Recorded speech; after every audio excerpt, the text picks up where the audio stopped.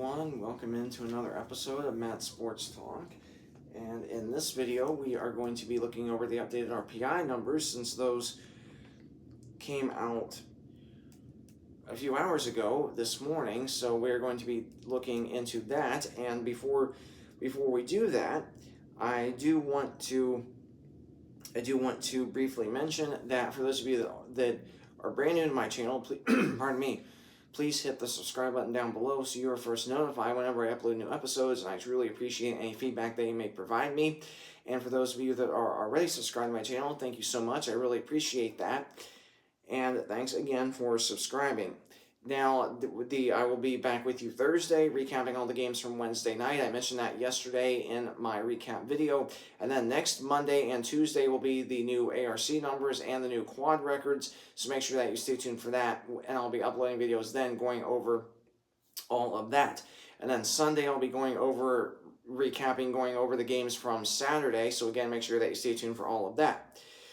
So without further ado, let's dive into the RPI numbers. But now, before we do, I wanted to share with you, just if you're brand new to my channel, maybe maybe you don't really understand the game of basketball that well. Maybe you just need a brief refresher on some things. But I wanted to share with you how the RPI is calculated. And now, again, I did some research on my own earlier this morning to figure this out, and so the rating percentage index, that's what the RPI stands for. It's rating percentage index. And you might be wondering, well, how is that calculated? Here's the answer. How it's calculated is it uses a weighted formula based on three core components of teams. It's the team winning percentage, which accounts for 25% of your RPI number.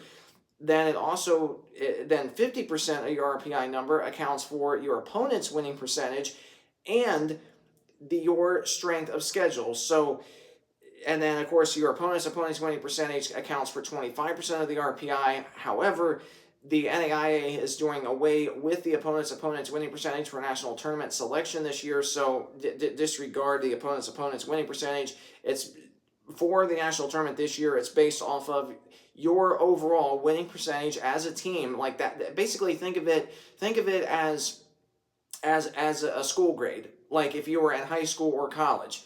And if you for those of you that were in high school and or college, then you'll know that whenever you took a big exam, both in high school and college, your professor might have told you, hey, your final exam accounts for, let's say 50% of your overall grade in that particular class.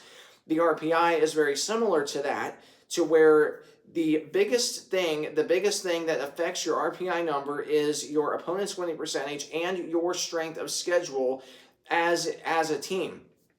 So, for example, we'll talk about Indiana Wesleyan for a second. Now, Indiana Wesleyan, in the new RPI, they are ranked 48th in the new RPI. Now, they did fall 8 spots because of losing to Receiving Votes Huntington at home last Wednesday night. Now, obviously, that hurts Indiana Wesleyan in terms of the RPI number because you lost to a Receiving Votes team. Now, that Receiving Votes team was ahead of you in the Receiving Votes category, so it's not totally a bad loss. And then, of course, you went on the road to number 18, Spring Arbor. More than likely, when the new top 25 polls come out Wednesday, Spring Arbor probably is going to be going up into the top 12 or 13, more than likely. So, losing to a top 15 team on the road, excellent loss. I think that loss probably only affected Indiana Wesleyan falling, I would say, maybe 3 spots at the outside most. But I think the losing to Huntington at home last Wednesday, that probably is the reason why the Wildcats dropped probably just 4 or 5 spots just along with that loss. So, but again, not a bad loss whatsoever. Now, you look at, and you don't just look, and then, of course, for the Wildcats, their opponent's winning percentage is now .621, which is the highest out of everybody else in the Crossroads League. So that number, they have that number going for them. Their strength of schedule now is the highest in terms of everybody else in the Crossroads League that is either locked into the national tournament or on the bubble. So that is a very, very good number for the Wildcats. So basically, you might be wondering, well, how's that RPI calculated? Well, that's the reason why. Now, For not just that, but the RPI, it also ranks teams by measuring their performance relative to their strength of schedule, and it does adjust for game location. So in other words, your RPI number is going to be affected by if you play at home or on the road. Now, in terms of that, if you play on the road, that affects your RPI more than playing at home, which you might be like, well, how's that possible? Well, that is a huge factor in the RPI, as well as the nuances, is that if you play games on the road, that holds more weight and instead of home games. Now, if we break all that down, your road games, that, in other words, who you played on the road, was it a good team or was it a bad team? If you lost to a bad team on the road, then yeah, that is really, really, really going to hurt your RPI. Much like Taylor, and again, we're just talking about the women's side of things. Now for Taylor, they suffered a horrible road loss at Goshen last week, and now because Goshen is the worst team in the Crossroads League, therefore for Taylor, that is going to hurt their RPI number a lot more because they lost on the road to one of the worst, literally lost to the worst team in the whole entire conference on the road, and it just wasn't by a few points, that was by double digits. So with all that said, that really hurt their RPI number. And of course, once we dive into the latest RPI numbers, you'll understand why. Taylor dropped, I believe it was 9 or 10 spots, maybe it was 12 spots. Now I don't remember. I think it was 12 spots actually that they dropped, which that makes sense because they dropped that many spots because they lost to the worst team in the conference on the road. That holds the most weight when you lose to teams that are below you and if the game's on the road. Now, in terms of the road games, it accounts for 1.4% basically of the weight of your RPI. The weight of your RPI, 1.4%, is affected by the games on the road. So, for example, for Indiana Wesleyan, they lost by 6 points on the road at number 18 Spring Arbor. Very, very good loss. However, that is going to cause Indiana Wesleyan to drop probably 2 or 3 spots in the RPI. Actually, probably at least 3. I don't think it would be more than 3, but just the road loss at Spring Arbor alone, you're going to drop more than likely at least 3 spots at bare minimum because that game was on the road, and that accounts for 1.4% of your RPI weight. So basically, they were 40th in the last RPI. So if we break it down, you only dropped 2 spots in the RPI with losing to number 18 Spring Arbor. Excellent loss.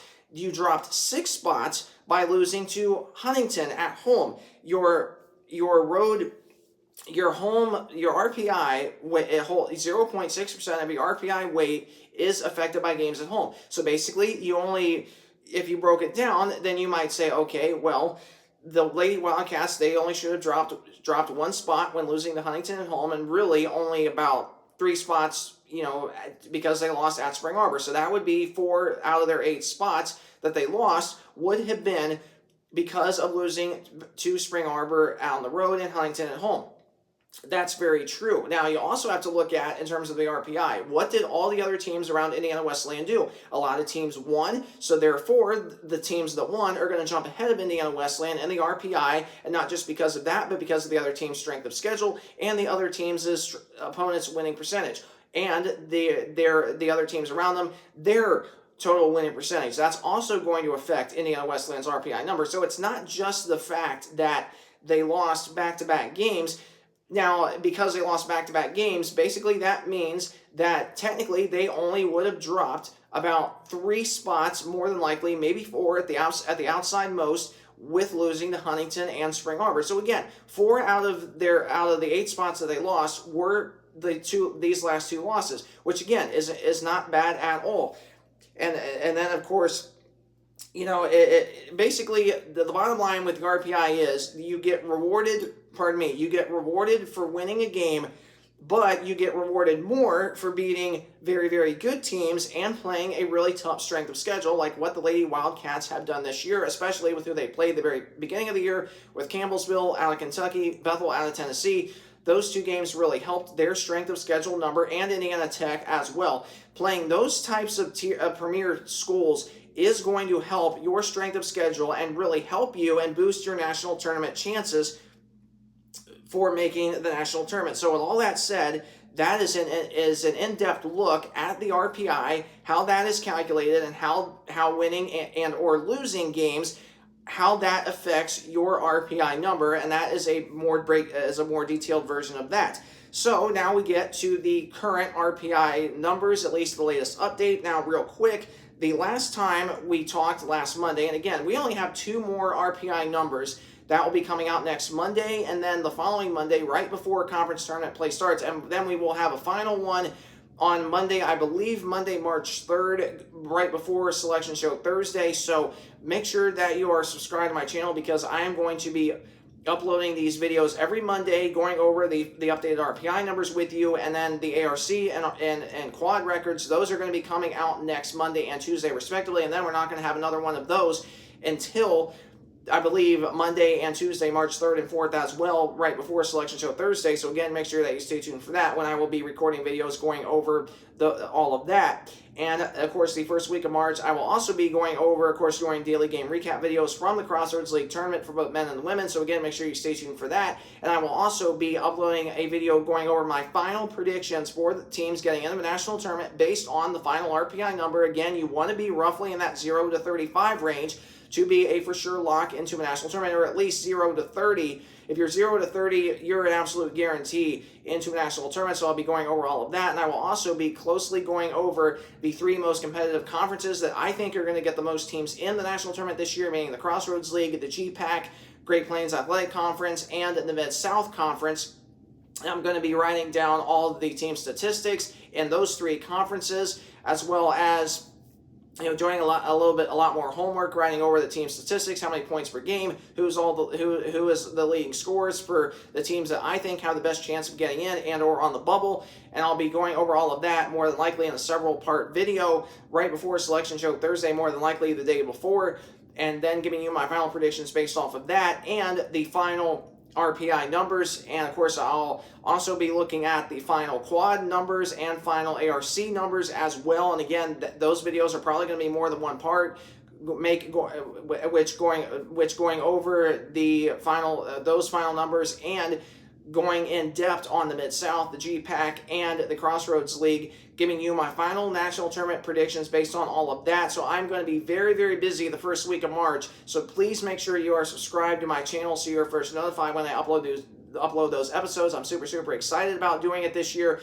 doing it a little bit better job than what I did last year, in a good way, of course, but doing a better job in a good way, doing more homework, and of course I didn't do bad last year. Predicting teams in the national tournament did not do bad at all. Had a really good record in the national tournament. Obviously, I could have done a lot better, but I still did not do too terribly bad for my very first year of doing this. So again, super excited about that. So in the last RPI numbers, we had, in terms of just the Crossroads schools only, we had St. Francis and Marion that were 5th and 6th respectively, and we also had Spring Arbor that was 17th, Huntington that was 23rd, Taylor was 31st, Indiana Wesleyan was 40th. Of course, I talked about Indiana Wesleyan at the start of this video, falling 8 spots to 48th, and then Bethel of Indiana was 43rd. So those were the outside of Indiana Wesleyan, which I already talked about. Those were the last numbers were 5th, 6th, 17th, 23rd, and 31st, and 43rd for those teams. And now, in their last ranking, you had St. Francis and Marion, 674 and 673 in their RPI number. Their strength of schedule, 19th and 18th. Opponents winning percentage, 581, 576. Spring Arbor, 628 in their RPI, 40th strength of schedule as of last week, 548. Opponents winning percentage, Huntington, 612 in the RPI. Last time, 17th strength of schedule, 577. Opponents winning percentage. Taylor, 603 in the last RPI. They were 35th in strength of schedule, 567 in opponents' winning percentage. We had Indiana Wesleyan, 590 for their RPI rating, 7th strength of schedule, 612 opponents' winning percentage. And Bethel, Indiana, 587 in the last RPI, 45th strength of schedule, 548 opponents' winning percentage. So all of that, so we had all that, right? So now we get into the most recent RPI numbers. St. Francis and Marion, 6th and 7th. They both fell 1 spot since the last RPI. Their RPI rating, 667 and 666 respectively, so really, really good numbers there. Their strength of schedule, 28th and 27th respectively. Again, really, really good numbers there. Their opponent's winning percentage, 560 and 558 respectively, so again, really, really good numbers there. And then Spring Arbor, 16th in the RPI. They're up one spot since last week. Their RPI rating, 625. They're 52nd in strength of schedule. Their opponent's winning percentage, 532. And then, so again, their opponent's winning percentage obviously could be a lot better, but everything else is really, really good. And then we have, Huntington out of Indiana, they fell 5 spots since last week, and the only reason they fell was because of losing to Bethel out of Indiana. And their RPI rating is 604, 18th in strength of schedule, so really, really good numbers there. And their opponent's winning percentage is 572, which again is really, really good. And then Bethel of Indiana, they have gained the most spots. They have gained 9 spots. They were 40, I believe they were 44th. I think I said 43rd. I think they were 43rd last time. So they gained 8 spots, 35th now in the RPI. Their RPI rating is 595. So they're right on the outside of being 600 in the RPI. And when you look at these RPI numbers, to where I mentioned St. Francis and Marion 667, 666, that basically means that they're rated roughly about that's roughly about approaching 70% basically in terms of their rating. So for Bethel to be almost rated 60%, that's really good. That is honestly really, really good. Their strength of schedule, 26. Their opponent's winning percentage is 574. So again, really, really good numbers there. And then Taylor fell 12 spots in the RPI because since the last RPIs came out, they had the loss to the really bad loss to Goshen last Wednesday rather, and then on Saturday they lost at Marion, and again good loss against Marion, horrible loss against Goshen. Taylor, 43rd now on the RPI. Their RPI rating is 583. Their strength of schedule, 36th. And their opponent's winning percentage, 554. So not too terribly bad there. And then, of course, I mentioned Indiana Wesleyan, 48th now on the RPI, more than likely because of all the teams around them winning. And really, they only dropped 4 spots roughly with the 2 losses to Spring Arbor and Huntington, respectively. The Lady Wildcats, their RPI rating, 578. So, again, not too terribly bad. And you look at what Dakota Wesleyan did last year. Now, Dakota Wesleyan was way higher in the RPI than Indiana Wesleyan, but Dakota Wesleyan had, I believe, an RPI number of, 575, and the Wildcats are 578, so pretty even there. And the Wildcats' opponent's winning percentage is 6th, which obviously is excellent strength of schedule number. And their opponent's winning percentage is up to 621, so they've gained 9% in terms of their RPI. So again, when you look at your opponent's winning percentage, that basically tells the committee, and of course I learned this based on my own research for what I did earlier regarding how the RPI is calculated, but the opponent's winning percentage basically tells the committee, what did Indiana Wesleyan's opponents do in their respective seasons this year? Basically, how did Iowa's opponents do this year? How are they doing right now? And having a opponent's winning percentage of almost 630, that basically tells the committee, like, if you want to, let's break it down in terms of math. Roughly having an opponent's winning percentage of 621, that basically breaks down to where all of Indiana Wesleyan's opponents are roughly averaging probably somewhere along the lines of 17 and 8, 16 and 7, somewhere in there, and which again is really, really good. So basically, all of Indiana Wesleyan's opponents this year are averaging roughly about a 60%, and basically that's what this means. Opponents' winning percentage is basically the winning percentage of all of their opponents this year in their respective conferences, not just in the Crossroads League, but outside of that. So again, when you look at that number, that is excellent. That is really, really excellent for the Lady Wildcats, having that really, really good opponent's winning percentage, which basically tells the committee that everybody that they are playing basically only has roughly about no more than 7 losses right now, which again is not too terribly bad and really, really good. So that definitely helps them in terms of a potential at-large bid. So as we end this video real quick, the following, really everybody as of today, I would say everybody in the top 30 in the RPI for sure locked into the national tournament, no question about that. and which again, Huntington could fall a couple more spots in the final two RPI ratings, and then of course the final RPI rating right before selection show Thursday. So Huntington kind of up in the air, but 29 out of the top 30 in the RPI right now.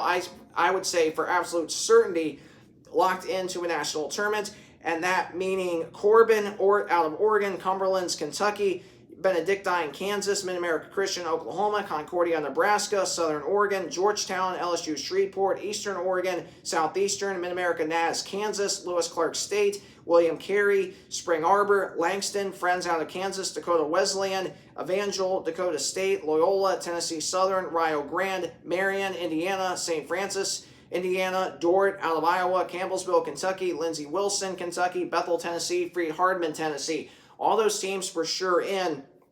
As of now, the only team in the top 30 in the RPI that would be on the bubble would be Huntington, depending on how the rest of their season goes. And then basically your teams firmly in, excluding Bethel, because I still don't think Bethel out of Indiana has done enough.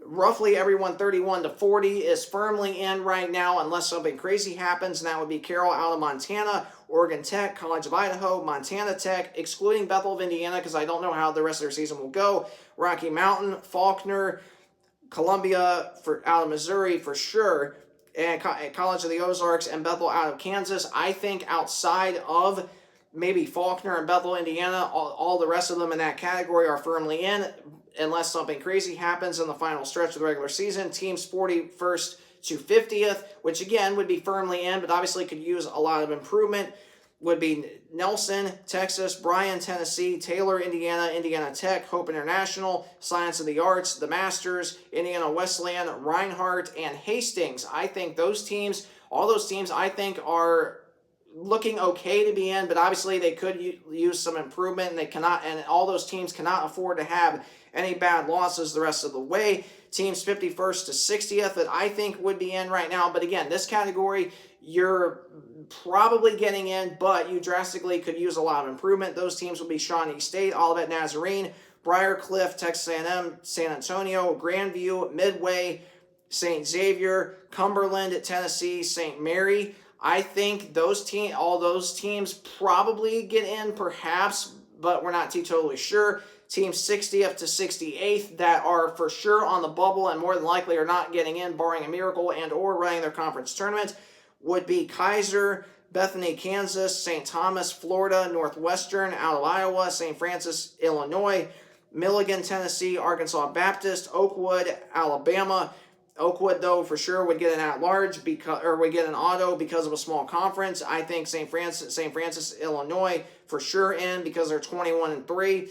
And then you also have Williams Baptist, Rochester Christian, and Brescia out of Kentucky. Those teams 60th to 70th, again, they're looking good to get in, or not looking good, but they definitely are on the bubble, and they cannot afford to have any bad losses, and they really could use a lot more wins in the final stretch of this regular season. So we're going to see how all that plays out. It's going to be a lot of fun to see how all of it plays out, that's for sure. So thanks so much for tuning into this video, and if it was super helpful to you and or informative, and if you also found my breakdown of how the RPI is officially calculated, if all of that was super helpful and informative to you, please either like, comment, or subscribe. I truly appreciate any feedback that you may provide me. Thanks so much for tuning into this video, and I will be back with you on Thursday, recapping all of the Crossroads League games for both men and the women on Thursday. So again, make sure that you stay tuned for all of that. Have a great rest of your day, and God bless.